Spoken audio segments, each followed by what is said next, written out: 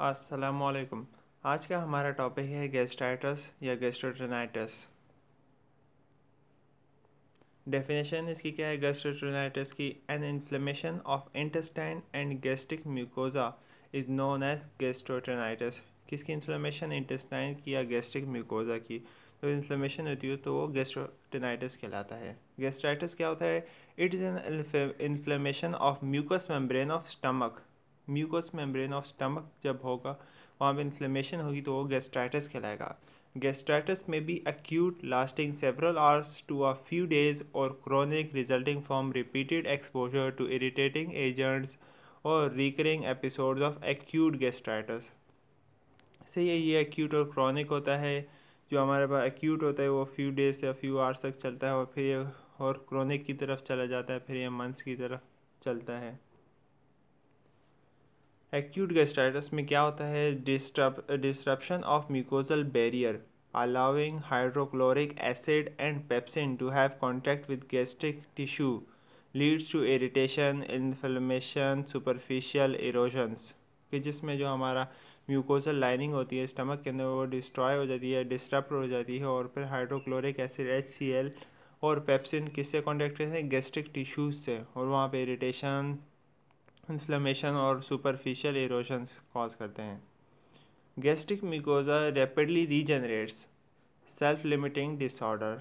सही है, यानी कि म्यूकोजा जो होता है गैस्ट्रिक म्यूकोजा होता है वो रीजनरेट जल्दी होता रहता है, इसलिए self limiting disorder. Chronic gastritis में क्या होता है? Progressive disorder beginning with superficial inflammation and leads to atrophy of gastric tissues.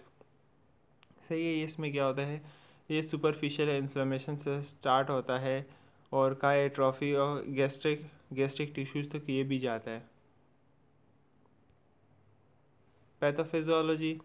Gastritis is characterized by a disruption of the mucous barrier that normally protect the stomach tissue from digestive juices, hydrochloric acid and pepsin. Basically जो हमारा gastritis क्या है कि वो mucosal barrier को जो कि prevent करता है किसको? यानी कि हमारे डाइजेस्टिव जूसेस को, जो स्टमक की टिश्यूज है उनको प्रोटेक्ट करता है डाइजेस्टिव जूसेस से जो कि हमारे पास है हाइड्रोक्लोरिक एसिड एंड पेप्सिन से। यानी कि स्टमक के अंदर की लाइनिंग जो हमारी है वो क्या कहलाती है? Stomach tissues. जो उसके स्टमक टिश्यूज़ होते हैं वो एक लाइनिंग होती है जो कि डाइजेस्टिव जूसेस से और स्टमक को डैमेज होने से बचाती है। The impaired mucosal barrier allows corrosive HCl, pepsin and other irritating agents, example NSAIDs and H. pylori, to come in contact with the gastric mucosa resulting in inflammation. जब उसमें कोई इरप्शन हो जाएगी, वहाँ पे कोई कट लग जाएगा, तो वहाँ से क्या हो गया कि ये जो HCl है, पेप्सिन है और other agents in acid H pylori वो उसके गैस्ट्रिक म्यूकोजा के अंदर जाएंगे और वहाँ पे इन्फ्लेमेशन कॉज करेंगे। If acute gastritis, this inflammation is usually transient and self-limiting in nature. Inflammation causes the gastric mucosa to become edematous and hyperemic, यानी कि congestive with fluid and blood, यानी कि fluid के अंदर फिर blood आ जाता है, and to undergo superficial erosions भी स्टार्ट करता है। Superficial ulceration may occur as a result of erosive disease and may lead to hemorrhage की तरफ भी लेके जा सकता है।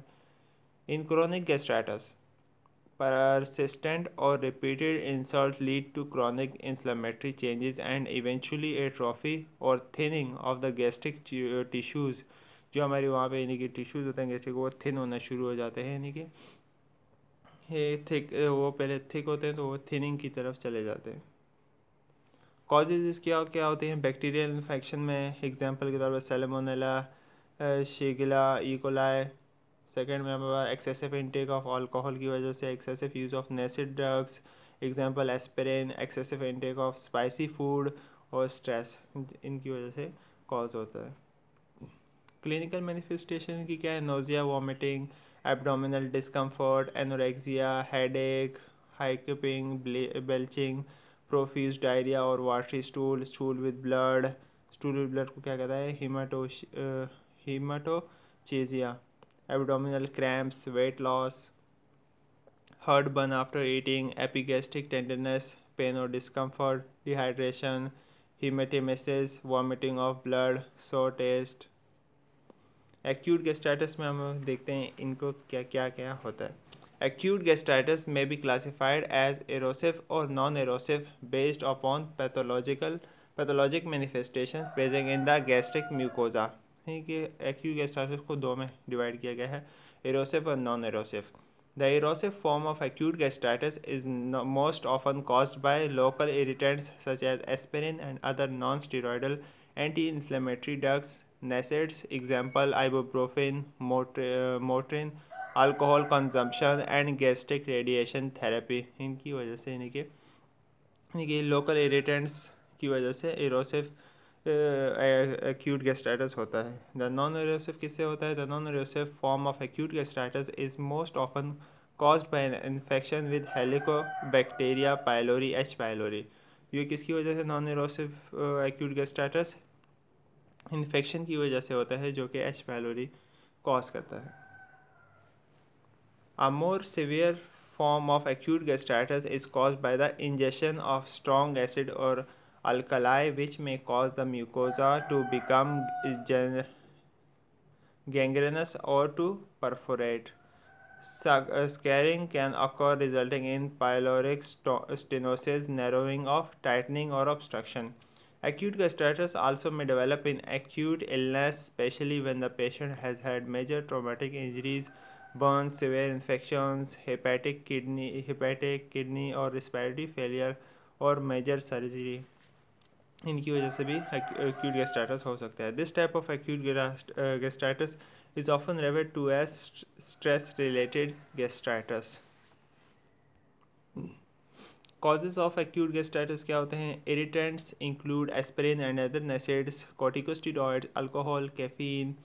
इनकी वजह से कॉज होता है। Injection of corrosive substances, alkali और acid, affective from radiation therapy, certain chemotherapeutic agents. Erosive gastritis क्या होता है? Form of acute which is stress induced complication of light threatening condition, Curling's ulcer with burns, gastric mucosa becomes ischaemic and tissue is then injured by acid of stomach.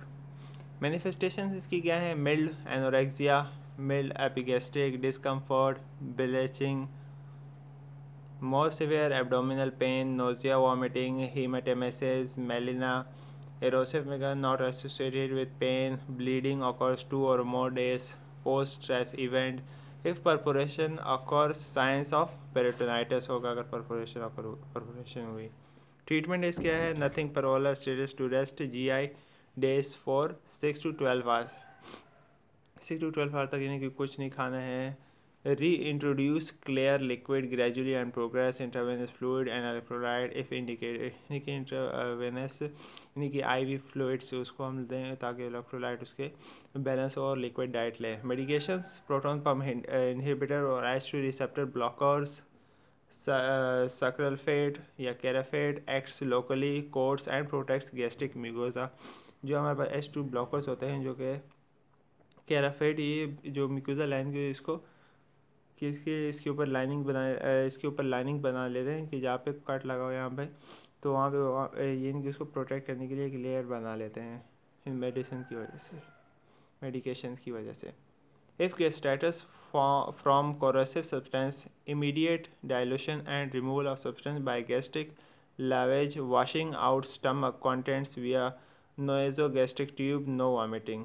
सही, अगर वहाँ पे कोई corrosive substance आ गया है हमारे stomach के अंदर तो हम नेजोगैस्ट्रिक ट्यूब की वजह से स्टमक वॉश करवाते हैं।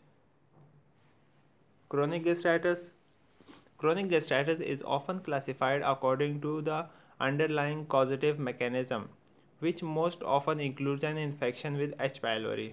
Chronic H. pylori gastritis is implicated in the development of peptic ulcers, gastric adenocarcinoma, cancer, and gastric mucosa associated lymphoid tissue lymphoma. सही है, यानी कि गैस्ट्रिक एडिनोकार्सिनोमा कैंसर का होता है, म्यूकोजा एसोसिएटेड यानी लिम्फॉइड हमारे लिम्फॉइड टिश्यूज़ को डैमेज करता है। क्रोनिक गैस्ट्राइटिस में also be caused by a chemical gastric injury, gastropathy की वजह से भी हो सकता है। As the result of long term drug therapy यानी जो दवाइयाँ ज़्यादातर ली होती हैं यानी कि बहुत ज़्यादा ही लॉन्ग ड्रग थेरेपी यानी कि बहुत अरसे से चलते हुए आ रही है ये दवाइयाँ एस्पिरिन एंड अदर नेसेट्स और reflex of duodenal contents into the stomach, या ड्यूडेनम से अगर कोई कंटेंट्स आते हैं वो आप बैक फ्लो करके स्टमक के अंदर, तब ये हो सकता है। Which most often occurs after gastric surgery के बाद गैस्ट्रोजेजुनोस्टमी एंड गैस्ट्रोड्यूडेनोस्टमी। टाइप ए में हमारे पास क्या होता है, autoimmune component and affecting persons of northern European descent, loss of hydrochloric acid and pepsin secretion, develops pernicious anaemia. सही है कि जिसमें हमारा हाइड्रोक्लोरिक एसिड HCl और पेप्सिन सिक्रेशन क्या होती है, ये यानी कि इनकी सिक्रेशन नहीं होती है तो पेरिनेशियस एनीमिया हो जाता है। Parietal cells normally secrete intrinsic factor needed for absorption of B12. When they are destroyed by gastritis, patients develop perineous anemia. यानी कि B12 की absorption के लिए जो फैक्टर्स नीडेड होते हैं वो यानी कि इंट्रिंसिक फैक्टर होते हैं वो चले जाते हैं, यानी कि फिर हम एब्जॉर्प्शन भी सही तरह नहीं कर पाते हैं।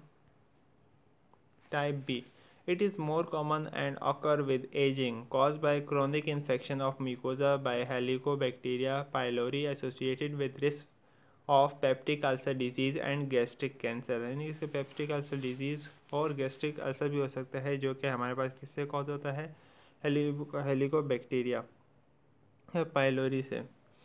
सही है, जो क्या यानी कि एजिंग का एक प्रोसेस एजिंग है, जिस हम ओल्डर होते जाते हैं या हमारी एज बढ़ती जाती है। Manifestation: vague gastric distress, epigastric happiness not relieved by antacids, fatigue associated with anemia, symptoms associated with pernicious anemia या paresthesis, lack of B12 affect nerve transmission।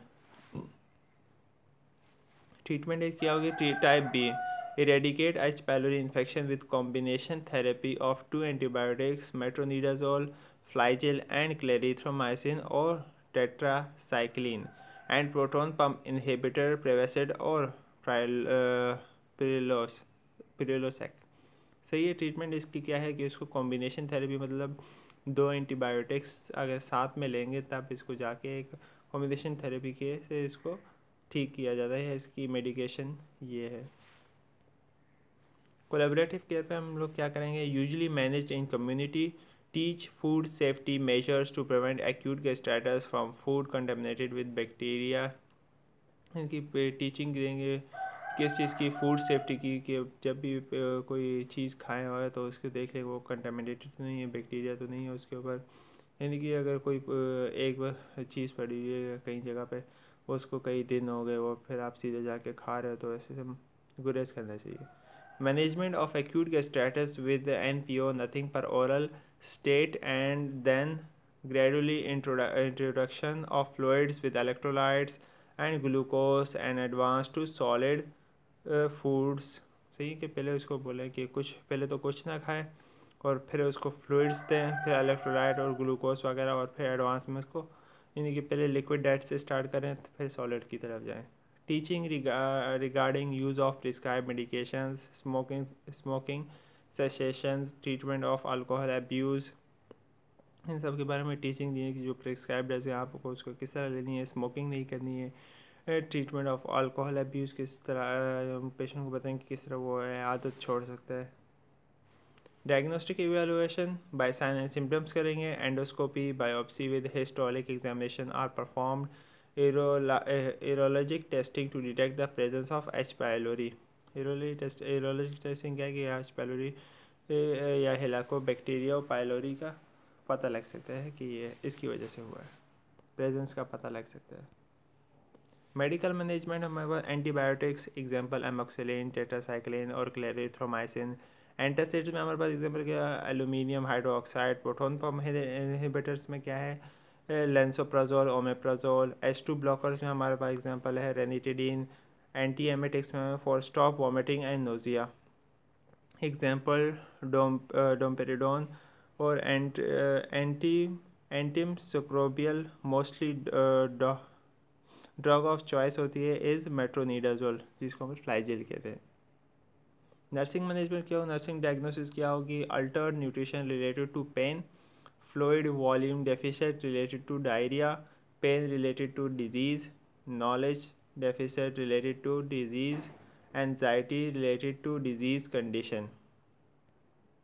Thank you, hope you like it.